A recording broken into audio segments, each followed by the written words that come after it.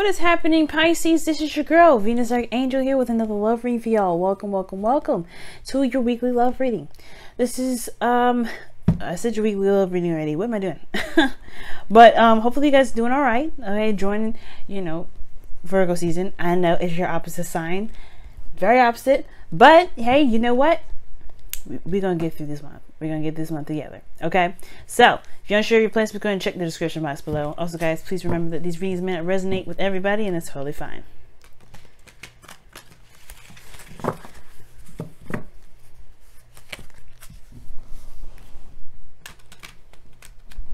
Yeah, one thing I don't hear very often is a Virgo rising.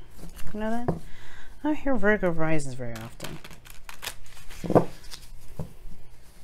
It's always a Virgo moon, Virgo sun, but very few, I don't know, just Virgo risings, I don't really see them. I don't hear about them too much. All right.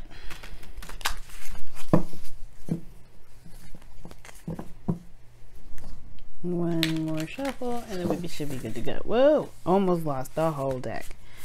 Okay. Almost lost the whole deck, y'all saw that. What does Pisces need to know about their love lives? What does Pisces need to know about their love lives? What does Pisces need to know about their love lives? What does Pisces need to know about their love lives? What does Pisces need to know about their love lives? What does Pisces need to know about their love lives? What does Pisces need to know about their love lives? Let's see what's going on with Pisces this week. The Lovers is what we get first. I like it.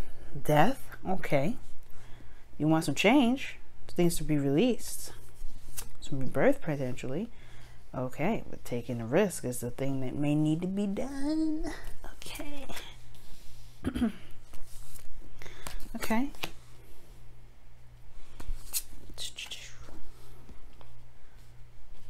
Okay, the Devil and the Lovers. Two sides of the same, well, two different sides of the same coin.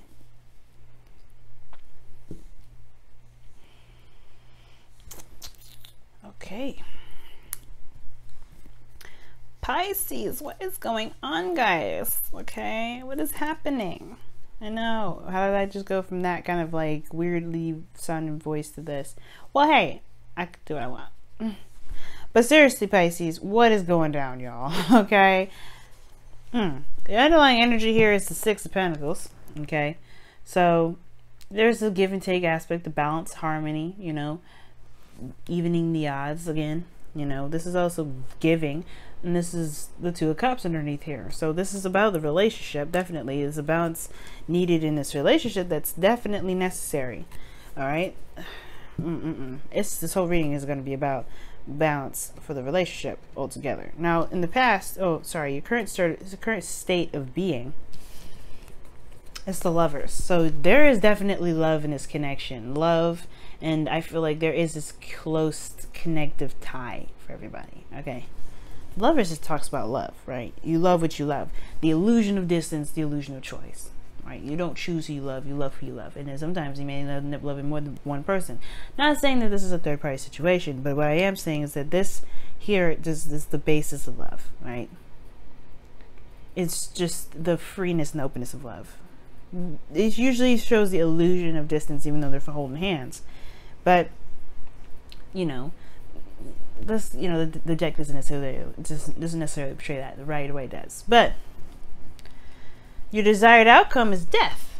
Well, this is just very interesting. You're in a very, you know, you're in a place where you guys are, you know, currently, you know, I don't know, I don't want to say focused on love, but it's more of like there's a lot of emphasis on the romance, a lot of emphasis on the connection, a spiritual connection, of course, of all sorts. And you have here the Death card coming up, which talks about releasing something being put to death, ending. Not necessarily like an actual relationship or anything like that. It could usually be of some things, old attachments, some sort of like, you know, past disappointments, things like that. Things that are no longer relevant, no longer help push you forward, that kind of hold you back. It's like it's like having a mattress in a room already, and you wanting to buy a new mattress. You have to get rid of that other mattress in order for there to be a mattress in that room, right? Same principle, same kind of thing. And I feel like there is just this desire to want to make room for something, make room for new things to come in. Okay, But the thing that's keeping you from being able to have this new thing, to be able to, you know, explore and to have a rebirth, is the Seven of Swords. It's just about taking a risk, doing something that's uncomfortable. And it might be because of the Knight of Swords. Okay? The Knight of Swords could be somebody that's a Sagittarius, Aries, Leo. But it really kind of talks about knowing what you want, going with how you feel, right? If it's anything relevant to who you are, if it resonates with who you are, really. Okay? So it could be that there's a situation here with, you know, with taking a risk and doing something that you want to do, maybe stepping outside of your comfort zone for a second to execute something that you truly want. Because perhaps in the past you were either, you had some, here's the thing, the Knight of Wands could be anybody, right? It could be you, it could be somebody you're dealing with. I don't think there's a lying situation though. I do think there's perhaps avoidance though, because it's not necessarily exactly what you want, right? Or maybe there's somebody here that's avoiding the situation altogether. I'm going to go ahead and pull for this because this one's a little bit interesting. So you have the Lovers here, you have death is your desired outcome, but then you have the Seven of, see, this deck is about to piss me off. See, it just keeps sliding all over the place. This is the thing with this deck. But oh my gosh, can you just stay? Thanks. Yeah, but then you have the Seven of Swords and the Knight of Wands as the reason why you have the Seven of Swords is the blockage. I mean, we're going to come back to this actually, because the rest of the reading will kind of help explain what this actually is trying to say, because there's a lot of possibilities of what this could mean. It could be that you're trying to take a risk because this, you know, before it was something that was fun, it was very, you know, enjoyable, and now it's not. Now it's something that's a lot more serious and puts you in a very uncomfortable situation, which is why you have death in your best path to follow. Excuse me. It could indicate that, you know, the relationship has kind of gone sour, right? It could be that the situation makes you feel more trapped, because the Knight of Wands is very opposite, is very opposing to this energy with the Devil. Yeah, it may be fun, it may be exciting, right? It may be that this situation perhaps just got really serious and it made you feel as though there's not a lot of, you feel disempowered in this connection now. This is talking about finding your truth, finding your power, finding who you are through a situation that may not feel like you can. Because right here with the Four of Cups, you don't feel very, you feel very apathetic with this. You don't feel like you don't really want to do. You don't care about it. You're like, this is giving me no sort of pleasure, no joy. This is the same old mess. I just don't. Yeah, there's a connection here, sure. But what the give and take is messed up. The balance of the situation is not exactly up to par, right? I think somebody may have not been doing their due diligence, and now the fun of the relationship is now somebody else taking care of your stuff. You taking care of someone else's responsibilities. You know what I mean? It could be that there's some sort of behavior or some sort of pattern as well that needs to be changed, which is why death is coming up. Perhaps there's a change or desire to do something differently, based off of, the balance that's going on in the relationship. Perhaps there's too much giving. Perhaps you're giving too much right now, Pisces. Perhaps you're taking care of someone else's stuff, or you're doing something for someone else, or you're handling certain things for someone else, and they need to just deal with it on their own. You know what I'm saying? It could be that right now you have an individual that's not reliable, and they're not really taking this seriously because you're handling it for them. Which can lead to be like, well, there's no fun anymore. I don't see the fun. The Three of Cups is what you're looking for, is like fun, but the cup is right behind you. Perhaps it's just leaving it behind. That's what needs to be done. Taking up a new idea, a new principle, a new truth, which is this Ace of Swords energy. I feel like the hopes and fears with the Seven of Cups is actually not a bad card, because it tells me that perhaps you want to escape into a fantasy. I mean, because here's the thing, escape into a fantasy can be nice, it can be fun, but honestly, it can get in the way of this. It can get in the way of trying to get some sort of balance, some sort of clarity.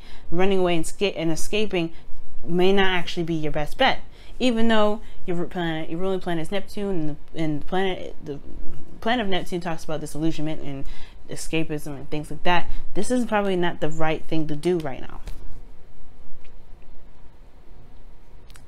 Honestly, perhaps looking at what's wrong, what's messed up, will actually help you regain balance in your life.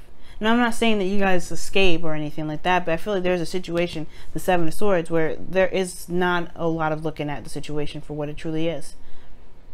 Like, there's certain things that someone else can do, and then there's certain things that you can do. And I feel like there is a part of this where there's going to need to be like a recognition of what you're doing, so that way you can correct the certain behaviors that's messed up in the relationship, right? That may not be working for you, right?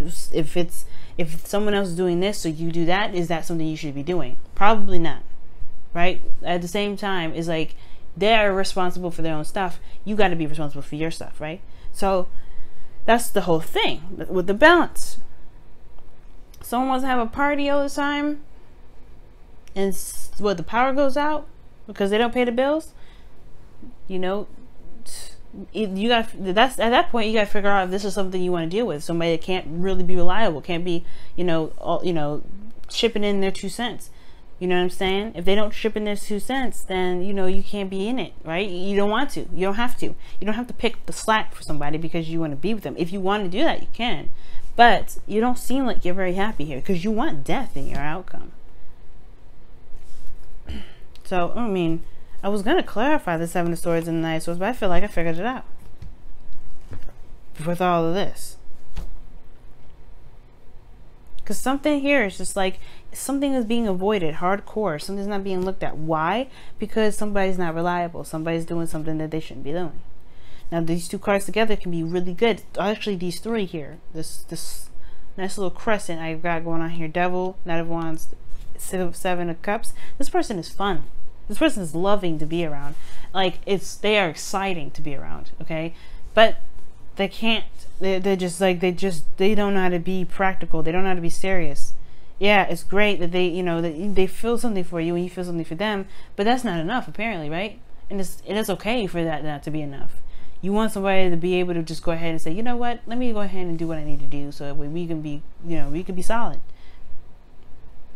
But here's the thing. It's the 2 of Cups talks about both parties and they're right doing something that misaligns the whole relationship. I'm not saying that this is your to blame, of course, but whatever they're doing, you may have to honestly, you can't control someone from doing something differently, right? We all understand that, right? So the only way we're going to be able to do something to improve the relationship is to change ourselves. So what patterns are you doing, Pisces, that would potentially benefit the relationship for you? So that way, because if you do something differently, it's going to look weird if the other person's going to continue to do the same behavior. Not a manipulative thing, right? Because you're not trying to control what they're doing. You're trying to control yourself, right? You're just going to control who you are. You're going to control what you're doing. You're going to control what your responsibilities are and handle that. At that point, they have to be them. And if they want to continue looking weird and funky when you're being responsible and all that, then, things will set in motion for the right person to come into your life with the right mindset, right? There's nothing disputing. You still love this person. The person still loves you. The 2 cups there. There's a connection, but the balance is messed up. And the only way for things to be correctly aligned again is if you focus on what you're meant to do and focus on what you need to do at all times, and not delve into the 50. Remember, used to talk about the 50 a lot, and I'm bringing it up again. Now that 50-50. As long as you're doing your 50, you're good. If that person's slacking on their 50, that doesn't take away from your 50. Because everybody's 50 culminates on 100% relationship. It's going to be a 95 or a 75% 75 relationship. It's not on you, because you are at least doing your part. The other person's got to chip in. If they want to be irresponsible, they want to have fun all the time, they don't want to be serious, then that's on them. That does not take away from you. That's just, they're messing themselves up. But it has to come from you, Pisces. You have to see what you're doing so that way you can maintain your 50. And they mess it up, you can be right on them and be like, look, this is what needs to happen. This is what needs to change for you to be able to be comfortable staying in this relationship.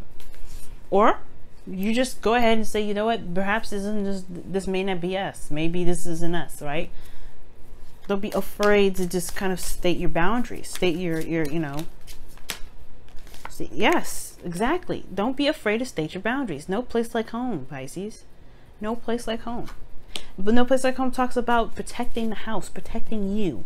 You are the home. You are the safety net. You are the place of serenity and peace of yourself. You are the only person that truly accepts you for you. You're the only person that sees what you need. You know that your lawn is messed up. You're going to go ahead and trim it.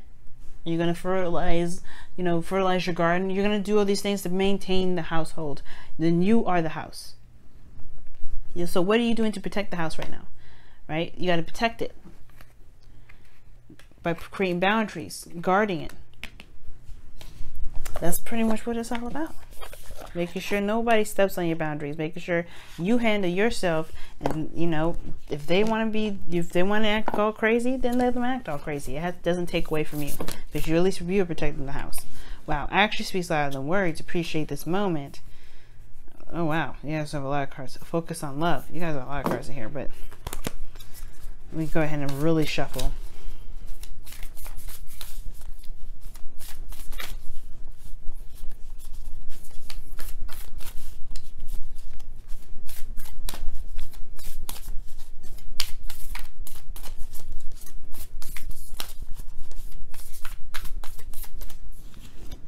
Wow, new love. And it says, embrace this new opportunity of love that is here. This may pertain to work opportunities or spiritual growth. This could be a new love situation. And of course, right, if it is a new love situation, you got to give it patience too. Right? It may not happen as, you know, immediately, the dynamic and understanding other people's boundaries, right? You know, but with patience and constant correction, things will be right? But at the same time, you want to have a limit too. You don't want to constantly correct somebody, especially the person that you're deeming to be your person. If they're your person, you shouldn't have to constantly be like on their behind and be like, look, you need to be doing what you need to be doing. Why am I on you about this? Right? You don't want to babysit nobody. You don't want to babysit your partner. You shouldn't ever have to. Definitely. I'm right there with you, Pisces. You shouldn't ever have to. But of course, you know, give yourself patience. You giving yourself patience will give the other person patience. At the same time, you got to state your claim. You got to state it known. You got to make it known. That's why the Ace of Swords is in your outcome. New truth. I kind of like that glare actually there. Actually makes that sword look a lot more mightier than the image itself shows. But that's the truth, right? New way of communicating, new way of thinking, of and new ideas, right? Lots of things come with that ace, and you can implement that in your relationship and make that work. But it comes by releasing some old habits that perhaps that you may do if somebody's slacking in their 50. You gotta do you and handle you, and that perspective will spill into this new relationship, and then the growth will come with it. All right, guys, this has been your reading, guys. Thank you so much for tuning in. I really appreciate all the love that y'all have been giving me, and I will see y'all next week. Okay, love you, Pisces. Bye now.